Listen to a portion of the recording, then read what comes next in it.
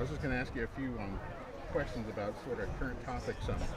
What's the Republican Party trying to do right now to deal with the inflation? I saw that it was like 5% again in January. Yeah, it's not going to get better, it's going to get worse. And inflation is a direct result of massive spending by the federal government. So we have to rein it in. We have a debt limit that we're approaching here soon.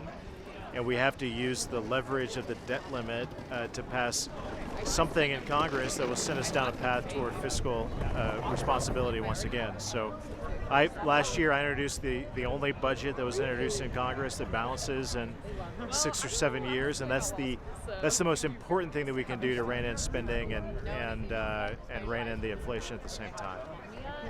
So we've got fentanyl and meth made from cheap chemicals flooding our streets. What are you and people in your party trying to do to stop some of the flow coming? Well, fentanyl is now the leading cause of death of Americans my age, of working age in this country. 99% of it is manufactured in China. So first thing we need to do is hold China accountable for what they're doing to flood our country with fentanyl. The fentanyl poisonings that's happening all over communities like Bloomington, all over the state as a result of what China is allowing to happen. So sanction China, hold China accountable. 2, build the wall. The wall is all about stopping the flow of drugs coming into this country, and it helps the Border Patrol agents do their job to police the border. So start building the wall again. 3, declare war on the Mexican drug cartels. They're getting richer than they've ever gotten before. And use the military, use whatever it takes to go in and root out the Mexican drug cartels, because they're responsible for flooding it into our country too. Then 4th, let's do more to support at the local level treatment, prevention efforts. The drug epidemic in this country is devastating. It's devastating families and communities. We can do more at the federal, the state, and the local level to support treatment and prevention efforts too. And then the Governor Holcomb recently said there's kind of a shortage of workers right now, and we'd like to see more immigrants come in to fill some of those jobs. If that happened, how would you like to see that go? Well, I think there are lots of ways that we can get the workforce active again, and one of them is to simply take away government handouts to people who don't work. That's the easiest thing that we can do to motivate people back into the workforce, to make America productive again, to fill jobs. That will do so much to get our economy growing again, and that's where I would start.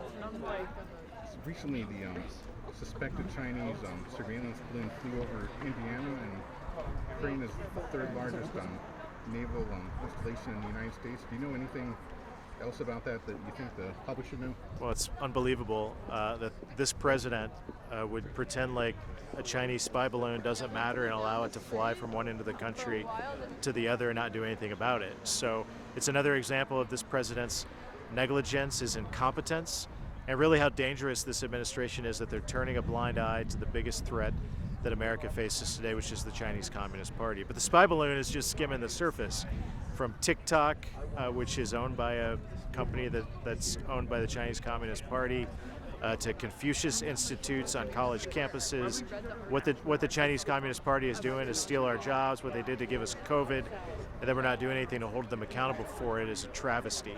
We went from President Trump, who understood that China was a threat, to a president in Joe Biden who treats China as a friend, and to me that's outrageous and dangerous.